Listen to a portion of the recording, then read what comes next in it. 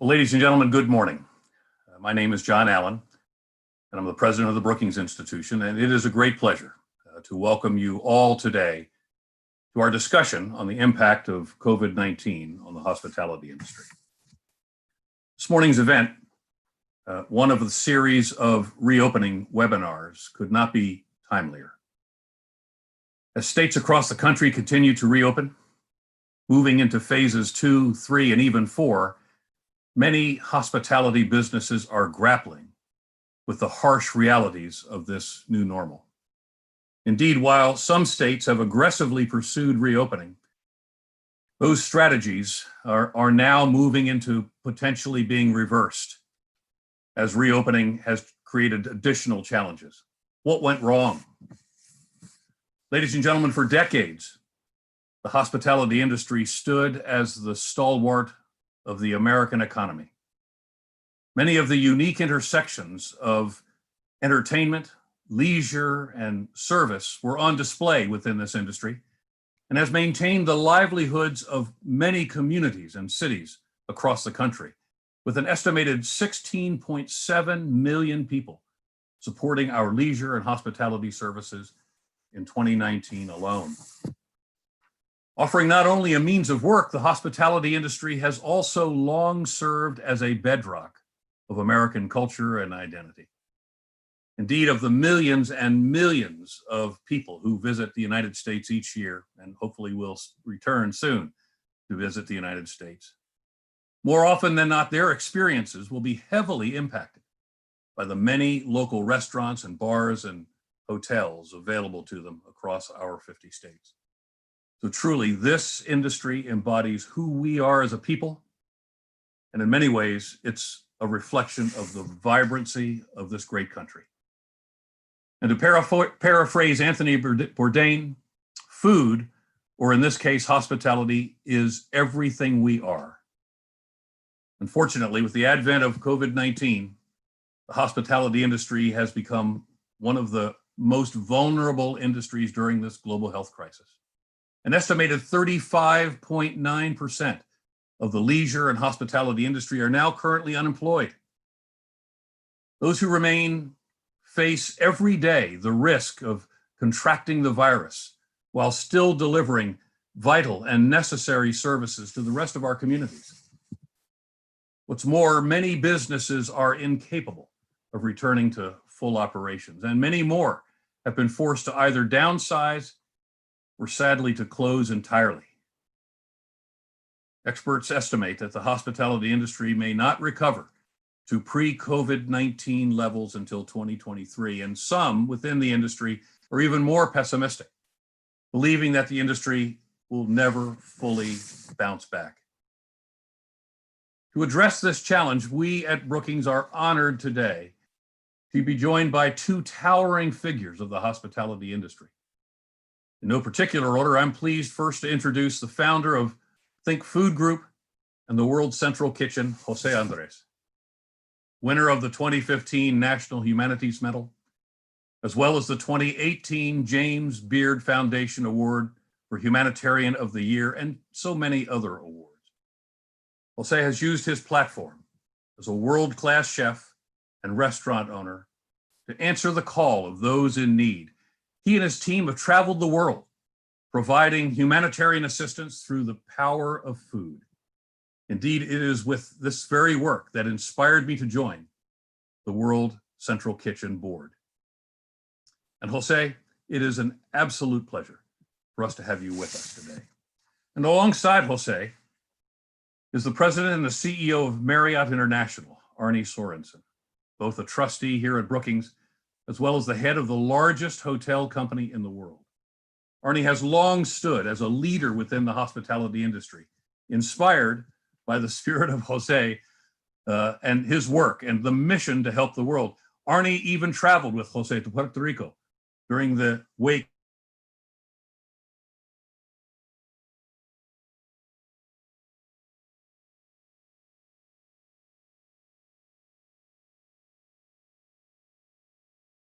of the Hurricane Maria. Vice President and Director, my dear friend Amy Liu. Amy's leadership in the Brookings Metro program has remained at the forefront of Brookings' commitment to reopening of America and the world in the safest and most efficient way possible. This event today is part of that greater effort, and we hope that you will learn something from this that you can take back to your respective communities and industries, but also something that you'll learn to keep you and your families safe, which is our prayer here. With that, a quick reminder that we're recording and streaming live. And should you like to ask any questions throughout the event, please feel free to submit them by emailing events@brookings.edu. That's events@brookings.edu, or by tweeting @BrookingsMetro using the hashtag COVID reopening. That's @BrookingsMetro using the hashtag COVID reopening. So with that, let me turn the floor over to my colleague, Amy, and it's over to you. Thank you very much, John. And good morning to everyone. I want to thank those of you tuning in right now for joining us this morning.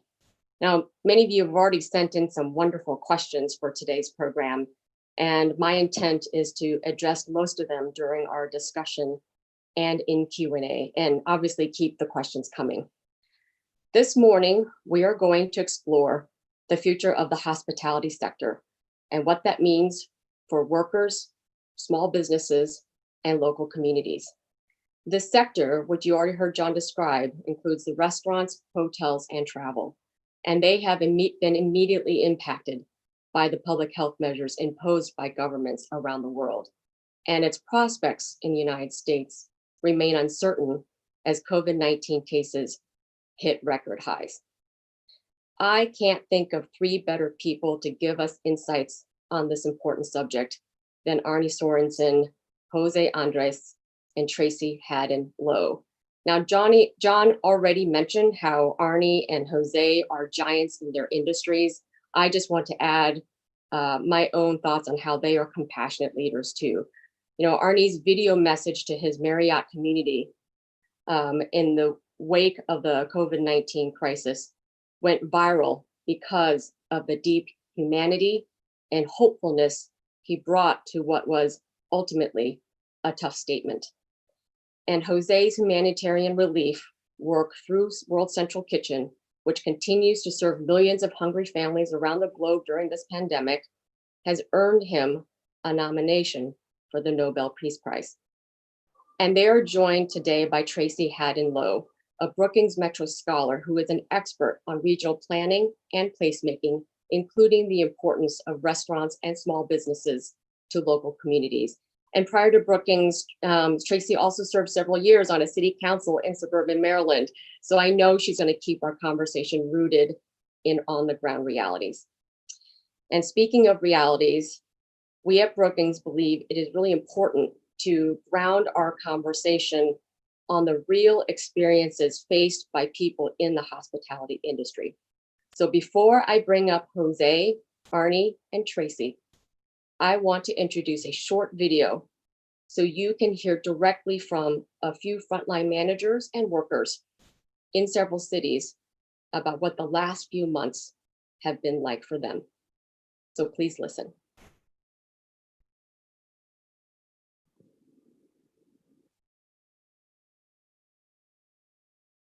I own the Adams Inn Hotel in Adams Morgan, Washington, D.C. I own a small business in the food industry. It is a small coffee shop. We're selling crepes, the French teeny pancake. We're selling coffee and waffles. We're located inside the Tyson's Corner Center in the Great Metro D.C. area.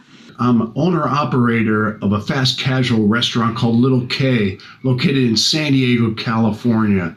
I'm also half owner of Little K in Phoenix, Arizona.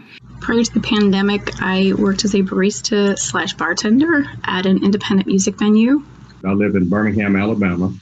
I'm a commercial real estate developer.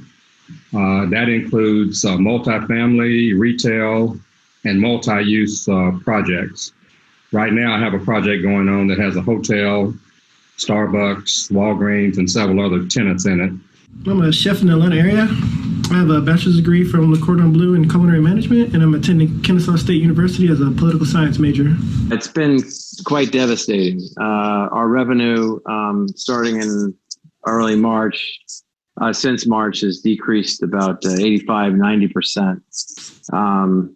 We've had to reduce hours. We've had to furlough employees. More than half of our occupancy is based on international travelers, and we lost that entire market. The coronavirus pandemic made us shut down our business, being unable to sell any kind of services to our customers and leading us to a crisis. I had to close the restaurant in San Diego for 63 days with laying off my entire staff for that time period. The primary challenge of the pandemic for me was financial. And it was complicated by the fact that I don't have home internet because I had gotten rid of it a few years ago to save money.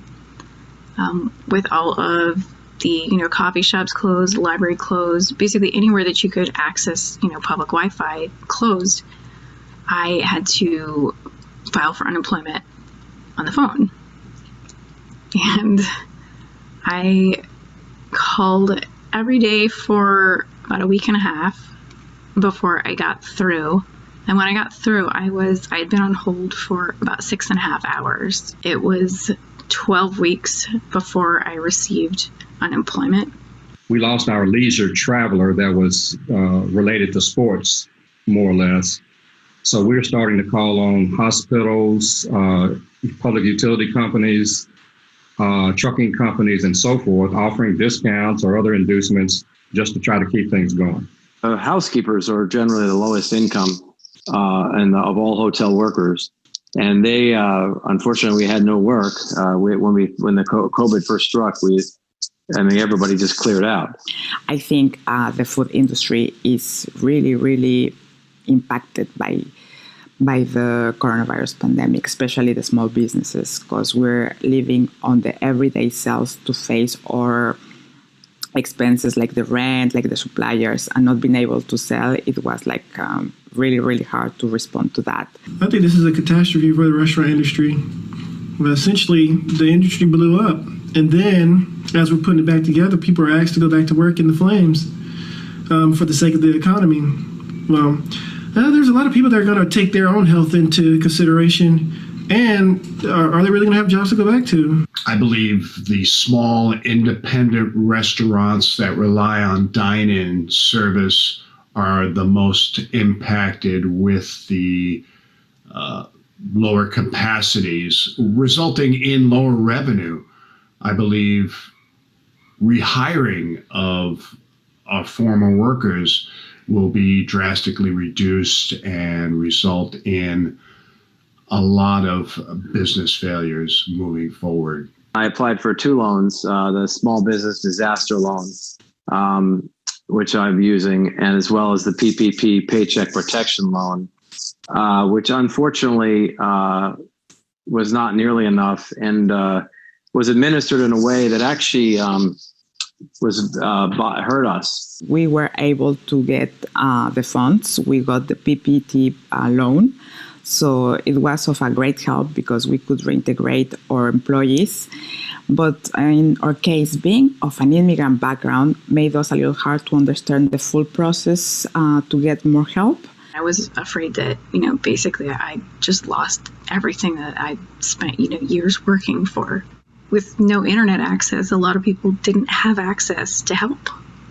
And the city cut off all sources of access. I don't think the restaurant industry is going to recover as a whole for maybe years, at least a couple of years. And we're going to have to figure out what to do with those people that are displaced from their jobs in the short term. I think the best way to help restaurant employees is to continue the unemployment insurance. I think the government could issue more grants and more scholarships for people to go back to college and maybe get a degree, and so they can have the skills to transition into another job. Most importantly, I think stimulus to consumers, providing them with spendable dollars.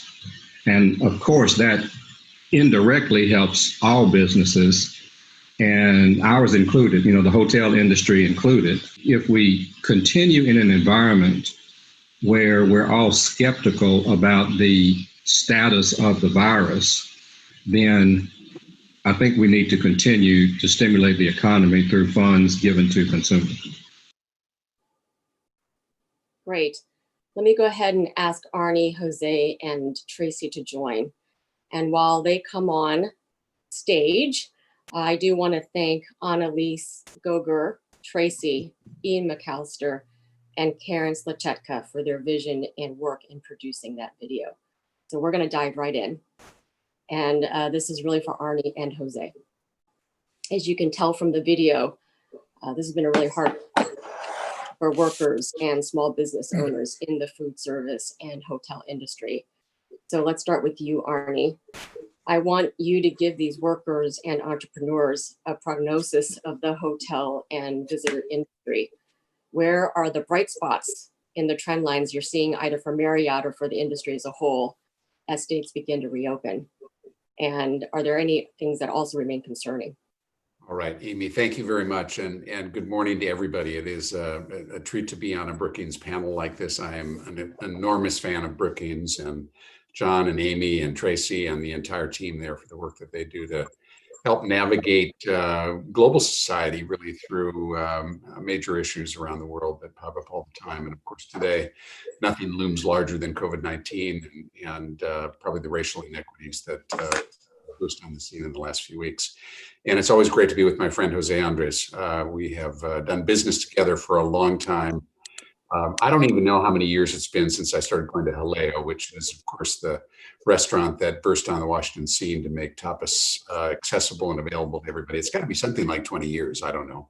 But the friendship I have with him is one I treasure. And so it's great to be here. The video, in many respects, captures so much of the devastation that we've been through. From different perspectives. Nice to see baristas as well as restaurant owners, hotel owners, all sort of coming together and talking about their vantage points on this crisis. And we've obviously been through a very tough time. I think it won't surprise anybody to know that I am not without bias here. I think that we have watched a robust restaurant and travel and experiences industry the last number of years for a reason, a really powerful reason. And I think those reasons will remain and will bring us back ultimately to a place that is much more robust than we have today. What are they? They are, I think, collectively, we have gotten less interested in collecting stuff and more interested in being together and collecting experiences. Part of that may be because Instagram and other sites allow us to share those things in a way that we can't share the activity, which was much more important a generation ago than it is today. Part of that is I think we've become just much more adventuresome and demanding in a way. We're interested in different cuisines. We're interested in an intensity of experience. We're interested in an intensity of design. We're interested in seeing the world. And when we get to a place where it's safe, where COVID-19 is behind us, I think we will find, and we're probably already seeing signs of this already in various parts of the world, where we want to get out of our homes, we want to get together, we want to go back and experience these things. It doesn't mean it's going to be a switch flipping and overnight we'll be back to the levels we were at before. But I think as we feel safer and safer, we're going to get back out there and see each other. We're going to eat, we're going to drink, we're going to travel, we're going to collect kind of experiences that we're missing. Great. Jose, do you share Arnie's optimism about the near term and long term for the restaurant sector? Totally. Again, thank you very much to General Allen and Amy, all of you at Brookings, and always an honor to be with Arnie. I will never disagree with Arnie, because if somebody's a master Jedi in our business, that's Arnie. I'm super humble that I can say that he's a friend and he's been a good teacher in many ways and a leader of our industry. But I will agree to him, because we with him, we need to have comparisons with moments in history that we can relate to. If not, I feel we are all blind in our assessment of the situation. Obviously, this virus cannot be compared to anything else. The closest thing was the badly called Spanish flu of 1918. We need to remember we had 4 waves back then. It lasted almost all the way to April of 1920. Let's hope that this virus is not going to get stronger, but may happen that it gets stronger. Again, I'm a cook. I shouldn't be talking, but I have a feeling like whatever I tell you about opening my restaurants, I think we keep forgetting the underlying principle of any business to be successful, which is getting a hold of controlling this virus and learning how to live with it. And I have a hard time believing that with the total lack of leadership we see from what is supposed to be the biggest country in leadership in the history, which is the United States of America, we are going to have a real hard time opening businesses. I cannot believe that in California, when I've been there myself through this pandemic a couple of times, where I believe Governor Newsom has done an amazing job, that governor yesterday had to announce that all the bars of California, not all, but many counties had to shut down again. Meaning that we're not doing a good job in explaining to the people the severity of what we're going through.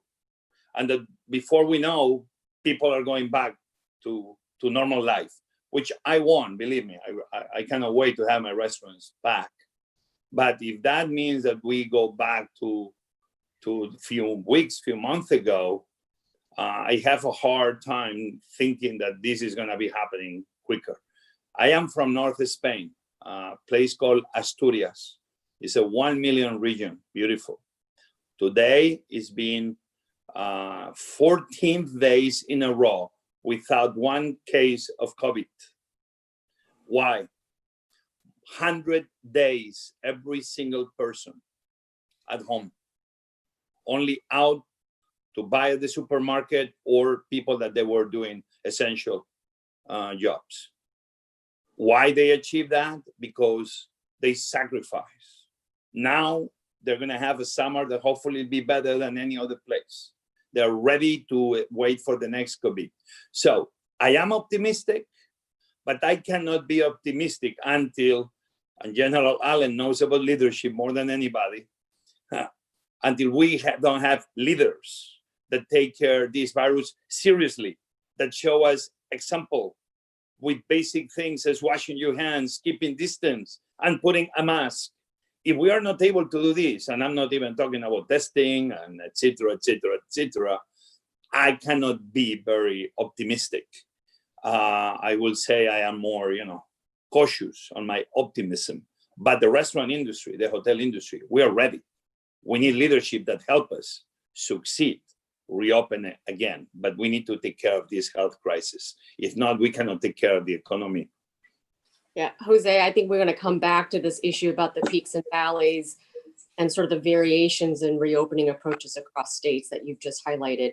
Let me turn to Tracy and just ask her to give us a little bit of the hard numbers about what the picture has been for the restaurant, food service, and hospitality industry. We know there are a number of cities and metros that have highly dependent on these industries and sectors.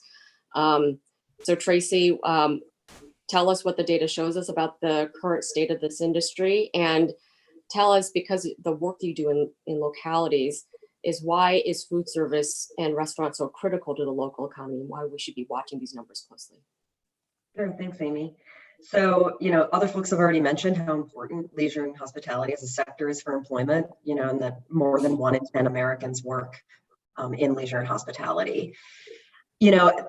It's a growing sector, pre-pandemic, and it's a sector that's been really important for job growth, especially as retail and manufacturing have been lagging. And that's just made it more important to places. What Arnie was talking about regarding the experience economy and how there's a growing market and there are new platforms for how to commodify experiences and sell them. It's something that's just become a massive and growing segment of economic activity. And that means that many places are becoming more dependent on the sales tax revenue that is generated by those activities. It is of course important in terms of venues for social and cultural expression, which is, what Tony Bourdain is all about. But this isn't just about resort destinations being really dependent on jobs and taxes from the hospitality sector.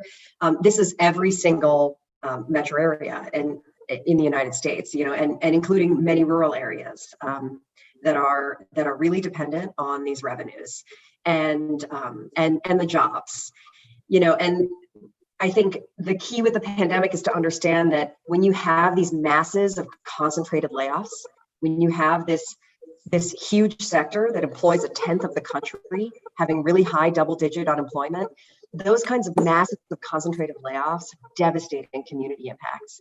It's not just, it is about the tax revenue, but it destroys the purchasing power of entire communities.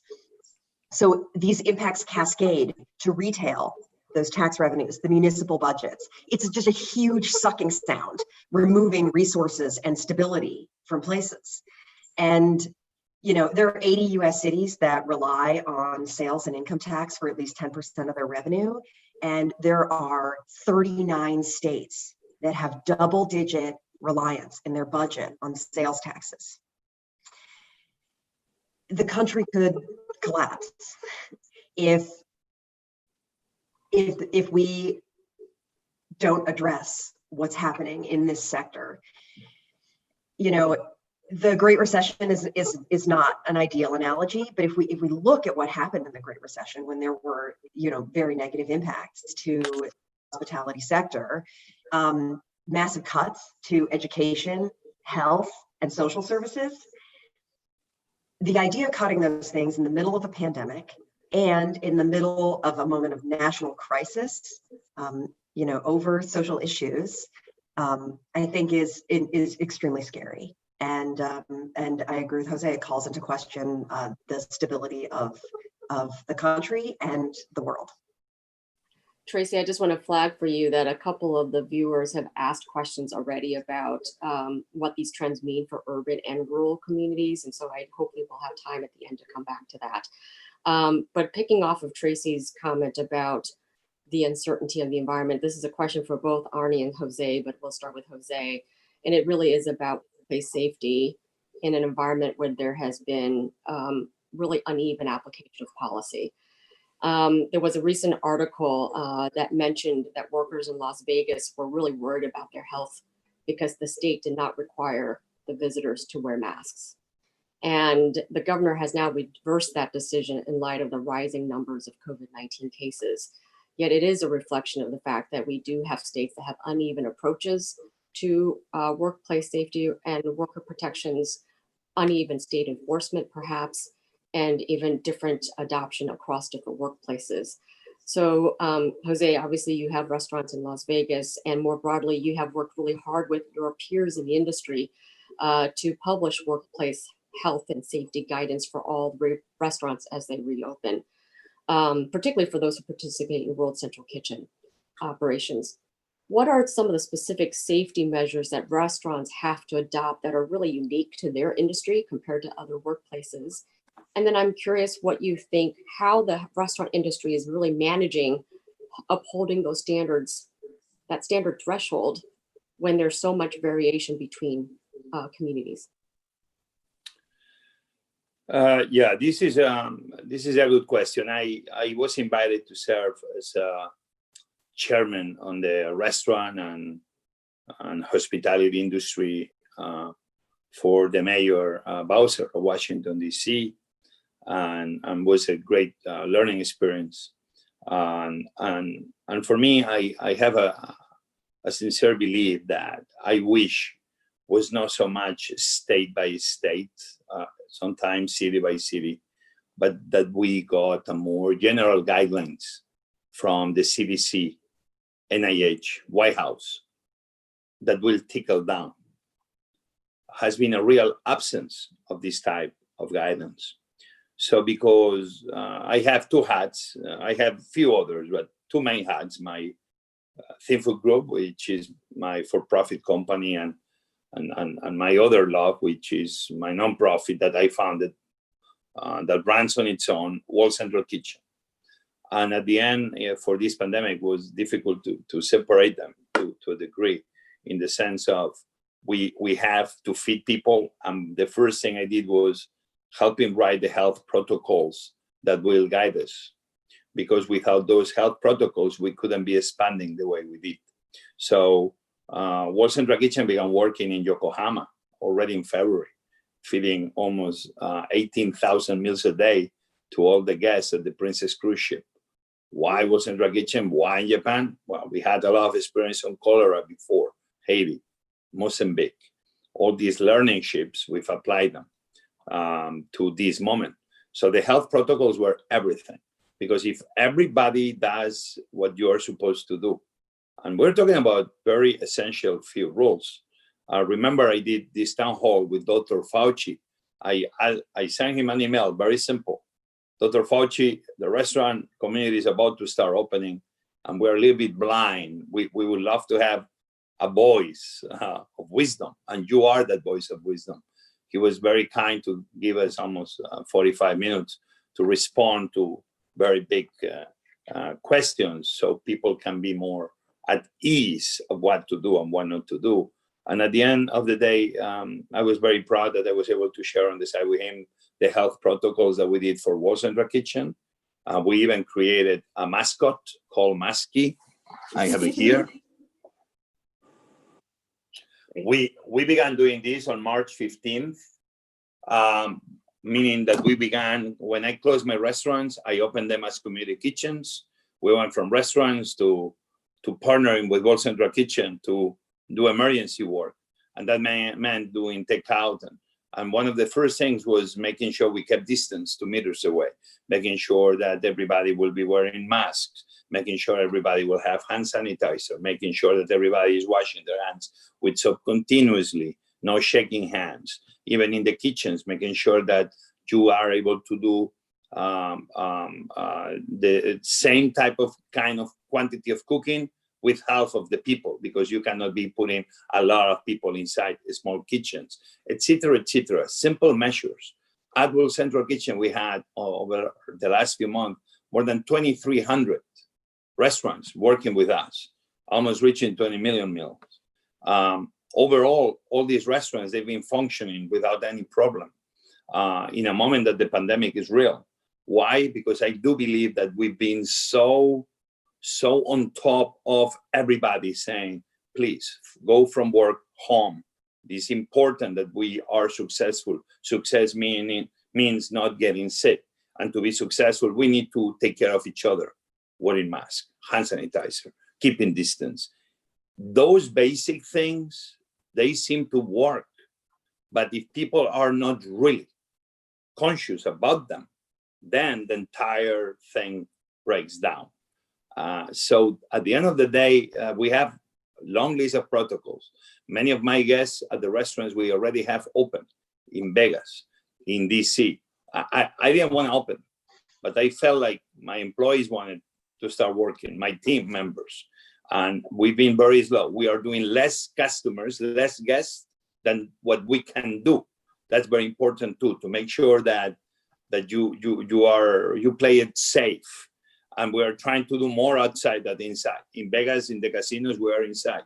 But we cannot partner with the casinos to make sure it's enough distance between every table. Not what the state tells us to do, but what we feel is safe for our teams to do. You know, Arnie, Jose mentioned how he was able to kind of keep some of his restaurants open in this period because he blended immediately the nonprofit demands with the business. Arnie, I think you still have some hotels that are still closed. I'd be curious, A, what your metrics are for determining which hotels reopen, and what are you monitoring for that decision? And then what are the safety protocols you guys are adopting at Marriott to protect workers as your hotels get back online? Well, let's see if I can make sure I cover all of those. Yeah. I think at the low point of our roughly 7,500 hotels around the world, about 2,000 were closed. And about half of those would have been in the United States, where we have about 5,000 hotels. So about 20%, maybe a little bit less than that. And they closed in the markets you would expect. That is, those that were more dependent on group business, which has obviously been hard hit. Those which were more dependent on airline as opposed to cars for guests to get there. And to some extent, hotels that were more likely to be in urban destinations that were harder hit by the first months or weeks of the COVID-19 crisis. I think as we sit here today, of the 2,000 hotels, we've probably reopened about 40% of those. And nearly half of the hotels that closed in the United States have reopened as the drive to leisure business has started to come back. And that is a function of states easing restrictions, and to some extent, it's a function of consumers, all of us, getting a little bit more confidence, maybe a little bit more impatience about getting out and living our lives again. I think when we think about going forward and how the recovery happens, we want to protect our associates first and foremost. We want to protect our guests, obviously, as two sort of distinct communities. And there are things that we can and have done for each of those communities, but they are, as Jose has mentioned, it's a patchwork of different sets of state rules and the rest of it. And if I can just maybe move out from the detail here a little bit, it is only partially about what government tells us we can and can't do. The press likes to make an issue out of an interaction between guests or between guests and associates, where one is wearing a mask and one isn't, and they get into a bit of a kerfuffle, and it highlights the politicization of mask wearing, and the rest of it makes for a very interesting story. Personally, I believe that most patrons of restaurants, most travelers, are not going to get into a kerfuffle. But if what they see around them is too many people not wearing masks, they're just not going to go out again. They're going to go back home, and they're going to say, I didn't feel safe. It's too soon for me to go back out. So what do we do collectively as government, as business, as individuals, to make sure that we are protecting the people that we can and building that confidence, while also obviously doing what we can to control the virus?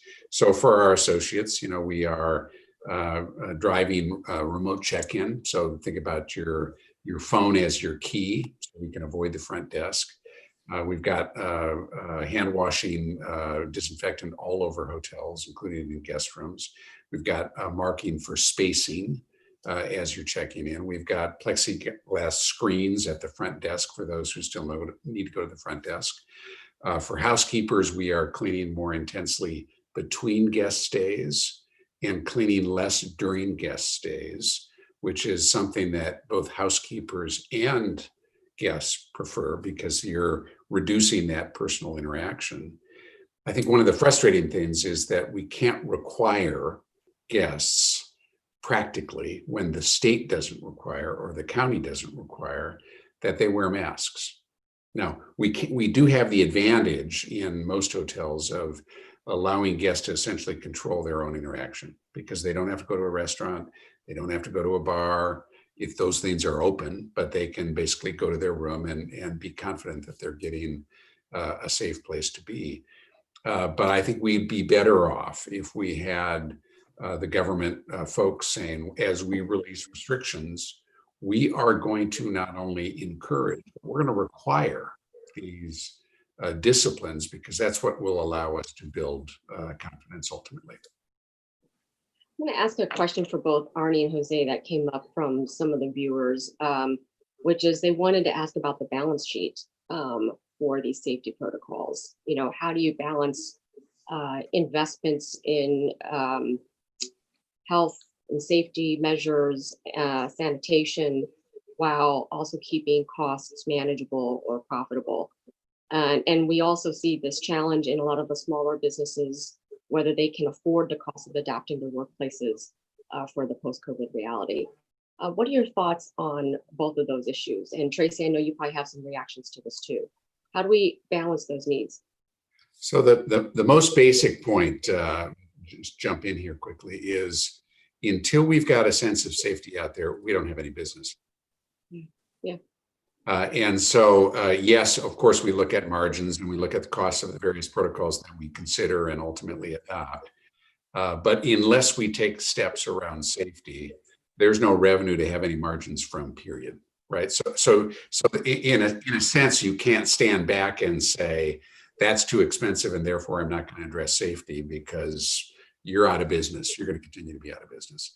And so I think what we do is we go forward and say, okay, what are the steps we can take to build that confidence that is both perception and reality, that looks fine, and what are the trade-offs in it? You make trade-offs there, and we'll see as the virus develops over the course of the next balance of 2020 and into 2021 and 22, whether any of these things can be dialed back because the risk is. Great. You know what, since I'm realizing we have about 5 or 10 minutes more before we have to open up to Q's to the audience. And so I just want to go through a couple other topics that are really important. So I'm going to start with Tracy. And obviously there's been enormous, as you mentioned, enormous double-digit unemployment and layoffs occurring right now across the country. We have over 40 million people who've filed for unemployment insurance. Obviously that has reduced a bit since the economy has reopened, but the numbers still remain really high. You have written about the future of the unemployment insurance assistance, and the federal unemployment insurance program with these extra $600 a week per worker expires at the end of July. What are your thoughts about what the next iteration of unemployment insurance reform ought to be as we continue to navigate this really uneven period? Yeah, this is something that I have spoken extensively to UI experts and workers and small business operators about. In the most immediate term, it's absolutely essential that we extend unemployment insurance, including the pandemic unemployment insurance, the additional $600 per week that workers are eligible to receive during the pandemic. This is a topic of a lot of debate in Washington, but the reality on the ground is that we will destroy the economy if we don't extend UI. The bottom line is that direct relief to unemployed workers is what is paying rent right now. It is an effective form of stimulus to businesses that are able to be open and that are able to serve consumers, because low-income workers are the most likely to spend any relief that they receive. So those dollars are out and circulating in the economy. And food prices are rising rapidly, in part because of the higher cost of operating the grocery sector safely during this time. So it's absolutely critical that unemployed workers continue to receive relief. In the medium and long term, it's become more obvious than ever that we need to reform UI programs in the United States. We need to reform the user experience, right? We heard from that worker who waited 12 weeks to get relief, which is a real nail biter.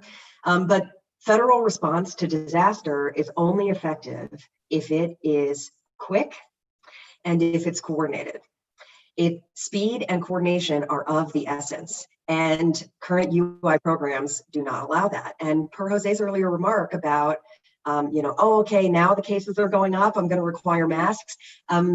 Case counts are a very slow lagging indicator because of how, long the incubation period for the coronavirus is. So that's not going to work, and it's ineffective. We need to get out ahead of this, and that means that we need to be able to act much more quickly. And so we can't have 51 separate unemployment insurance programs in the United States, for example, just one example. I also want to highlight that the University of Chicago estimates that 42% of UI claimants will not get their old jobs back. So we are talking about almost 20 million people already in the United States, and those workers need to work, they need to be productive, and they need to provide for themselves and their families. So there is a unique moment right now where we could bail out regional public universities and community colleges that are also in crisis right now because of the pandemic, and invest in applied learning for those workers. And that would really effectively address gaps in both skills and networks for the American workforce. Thanks, Tracy. Arnie, I know you have made some very tough decisions about your workforce, including a large number, I think 2/3 maybe of your, at least your Bethesda headquarters firms workers have been furloughed.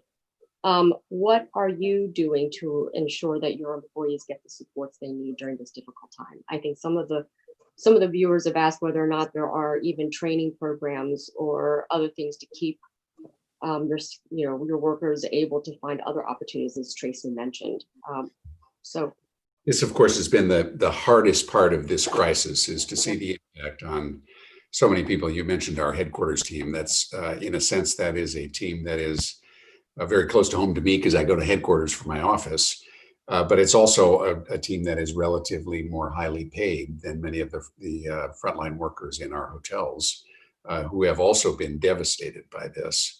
And with, I won't go into the economic model, but because it is a labor intensive industry, it is not practical for a hotel owner. Remember, all of our hotels are owned by real estate investors, or for Marriott to cover for month after month after month the cost of labor when there is no work, because it will ultimately bankrupt not only the hotels, but it would bankrupt Marriott if we sort of continue the payroll without any change at all. That was clear to us from the beginning. And so our first efforts on the Hill were very much focused on what Tracy just talked about, which is we've got to make sure that unemployment insurance is immediately available, and available at levels of support that allow our teams and unemployed Americans across the country to basically say, I can get from here to another place.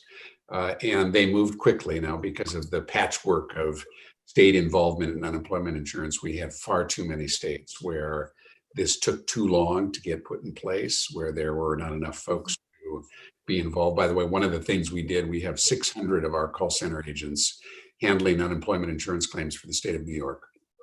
wow. They obviously didn't. It's outstanding.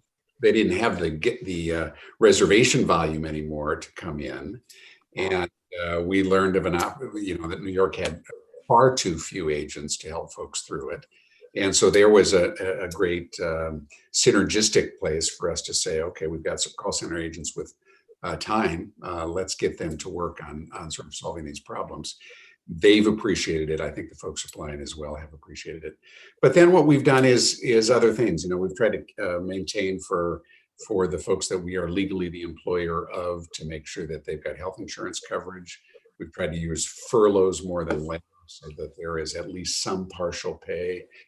We have continued training programs. We have partnered with folks in the economy who are expanding, because they're in grocery or because they're in delivery or in their other places, to develop corporate relationships where they can tap into our team of folks that don't have work and immediately get to work in those places, which is not something typically companies do, which is to say, go work for somebody else.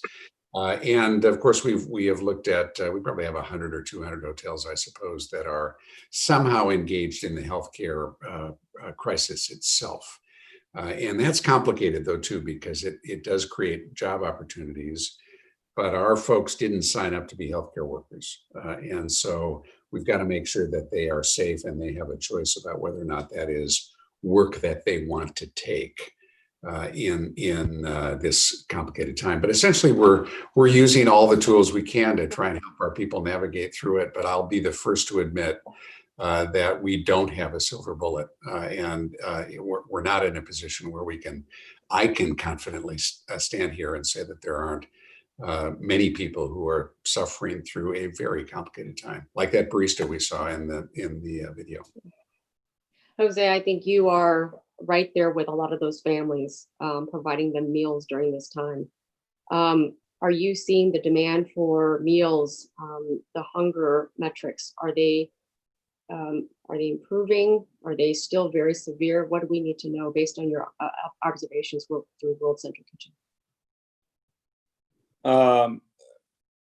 Obviously, my perception, based on the work on the ground, I've been in more than 10 states through this pandemic. I've been in many communities, Arizona, New Mexico, the Navajo Nation, Queens, Bronx, Oakland, you name it. The sense is that this is still going to get slightly worse from the humanitarian side before it gets any better. Many reasons. Many people only a week, 2 weeks ago didn't got their unemployment check. You lose your job, and weeks, if not months later, you're not getting anything from anyone. And you have to pay rent, and you have to bring food, and this is what we are seeing. We need to remember that we have 11 million undocumented. I understand that the undocumented immigrant conversation has become political, but I always tell everybody used to think to look around where they live and to ask themselves if American economy will be running without the work of those 11 million undocumented. The truth is that not. Many supermarkets all across America, they had fresh produce and fish and eggs because probably you had undocumented doing this work. So this is a moment of really reckoning, of really thinking out of the box. If I was Congress immediately, I will pass immigration reform because this will be a smart way to see that those men and women are recognized part of the American dream. They've been part of the solution. So it's about time that we become pragmatic again, because America has overall always been very pragmatic on those issues. So this is why I sense that the problem is going to still be there, even as we claim that the economy is reopening. I think we're putting too much emphasis on the reopening of the economy and not enough emphasis on the quality of the healthcare we provide. And I do believe that we should be expecting more from the World Health Organization. But in America, we should be expecting more from CDC and NIH. And I don't think we've been getting that. So I go back to the same. We can be talking about restaurants and hotels. We can be talking about our industry. But the solution, all the big problems, they have very simple solutions. The solution is not to reopen the economy.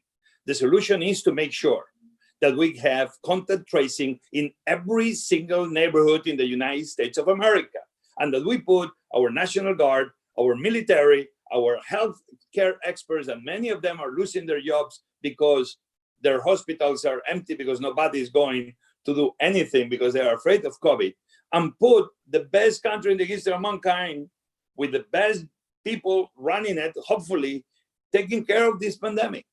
I go back to the same. We can be talking about how my restaurant will be full and Arnie's hotels will be full again. But none of that is going to happen until we are not ahead of this virus. And right now, we are slightly behind, or I will even say we are getting really behind. Let's catch up on the virus and let's be ahead of the virus. And then, yes, the economy will reopen. Well, Jose, I just want to build off the energy you have around the public health, the importance of just managing the pandemic and the public health crisis as a prerequisite to the economy reopening. I want to come back and connect that to something that Arnie said at the very beginning of his Son of Talk, which is we're also having to think about reopening in a way that is more racially and economically equitable. And you mentioned the importance of immigration policy. We are currently in an environment where there's been just a surge in demand for investing in Black lives and ensuring we have emerged out of this crisis in a much more racially just way. I know we got about 6 minutes left for such a big question and topic, but I would love to hear from each one of you, including Tracy, about how you're thinking about this moment in each of your industries. A couple of the viewers are interested also about how your industry emerges in ways that supports living wages for your workers. As how do we continue to upgrade the industry? Someone had written about the fact that as we're reopening, tipped workers are really struggling, and whether or not there's an opportunity to rethink, the structure of pay or career advancements for workers in both of your sectors. So I just open that up for all three of you to comment on what the opportunity is. And Arnie, do you want to start? Sure. So there's a lot to unpack there. Of course, with the George Floyd killing in Minneapolis, which was videoed, and we all got to see that horrific event. We have just the latest reminder in a far too long history of racial inequity. And that focuses in the first instance, of course, on the criminal justice system and the lack of fairness in that system. And is one of the things, obviously, that there's an enormous amount of work underway on today. I think as we look at that crisis that continues and hear from both our people and our customers and society and think about the impact we can have, we start with what do we need to do to take care of our own house? And that's not new work, but it's work that's not finished. And that ranges from representation at the very top of the house, the board and the senior leadership team, all the way through the company, but to make sure that we've got the kind of opportunity for everybody, including particularly African Americans today, because they have been left behind so profoundly. But I think beyond that, it is also what can we do societally for issues we can't solve. Marriott is not going to solve racial inequities in the criminal justice system by itself. That is fundamentally a policy question. But we are working with partners at the Business Roundtable and Brookings and elsewhere to say, okay, we support criminal justice reform. How do we combine our voices to make sure that we seize the opportunity that this moment presents? And of course, then beyond criminal justice, what do we do about healthcare? What do we do about education? What do we do about access to financial and digital resources? And there's work underway in all of those areas as well, because there is much that can be done by individual companies, but there's also much that can be done by banding together and saying, we stand shoulder to shoulder with our African American communities and demand the kind of change which is going to drive the kind of opportunities that we need to have. I think you step away from that a little bit, and we're running out of time. So maybe actually I'll just let José jump in here because I've got a lot more to say, but I'm not sure. I know.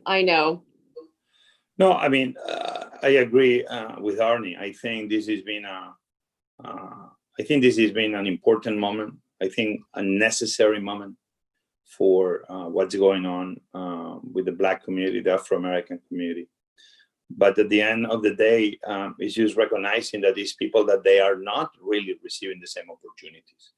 I came as a young immigrant, and I was 21, and believe me, I had people that will make fun of my accent, and I had people that will put me on the side, and I looked like a perfect white boy, blue eyes and blonde hair when I was young. But nonetheless, I got a lot of doors open to me. I learned as I became part of this amazing country that the United States is, even with all the things that we need to improve, that some people didn't have the same chances as I did.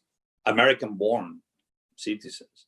Washington, D.C., which is the place I call home, I realized that these areas that we are totally separated, that we have communities that they are far away. Obviously, businesses, they need to do more. My business needs to do more. My business is a big percentage are Latinos from many countries, from all around Latin America. I would say we are very diverse, but for example, on the Afro-American community, we lack behind in having more and being more inclusive and having more members of the Black community being part of my restaurants. We're going to be working towards that because this is something we need to be more active in going to to the places to hire, to bring more members, to be even, if anything, more open to everybody. But at the end of the day, I agree with Arnie. My company, his company alone, we're not going to solve this. This is going to be coming from a whole 360 degrees leadership.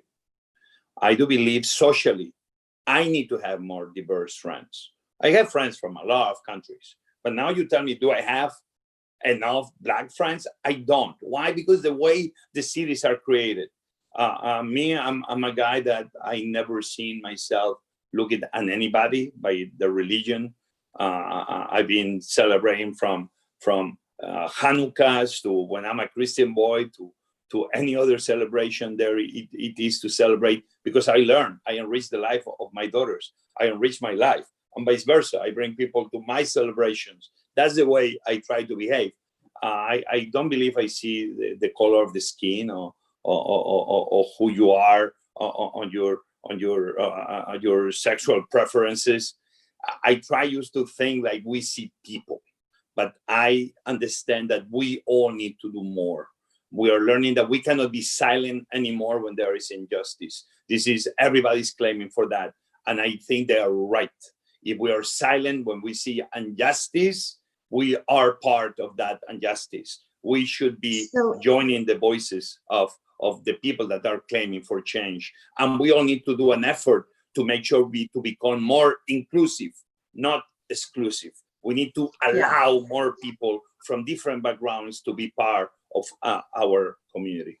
Tracy, so Jose, I'd love to build on that a little bit and just say that I do want to push back on the idea that that we can't fix this and we need the government to contain the pandemic, get everyone to wear masks and end racism, because actually this needs to involve everybody. Obviously, we need leadership. Obviously, the public sector has an extremely powerful and important role to play, but there is something that each and every one of us, whether we're just a regular person, whether we're just a boring drone at a think tank, or whether we're the CEO of a global corporation, there are things that each one of us can do to dismantle structural racism. And it is absolutely our duty and obligation to undertake that work and to not wait for somebody else to take the first step or to give us permission or to force us to do it. I think that it's everywhere, and there's something that all of us can do. In terms of what we need to do right now, we can't just say, oh, I don't see race. We have to say that we understand that there are these deep inequalities in our society, that Black people have not just been left behind, they have been excluded and oppressed. This isn't something that happened passively. It's a situation that we have created and reinforced many, many ways, and that we are all co-opted into, whether we want to be in it or not.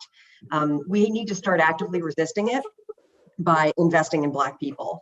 That means investing in Black-owned businesses, especially targeting micro businesses, because Black-owned businesses are far more likely to be very small and have fewer than 10 employees.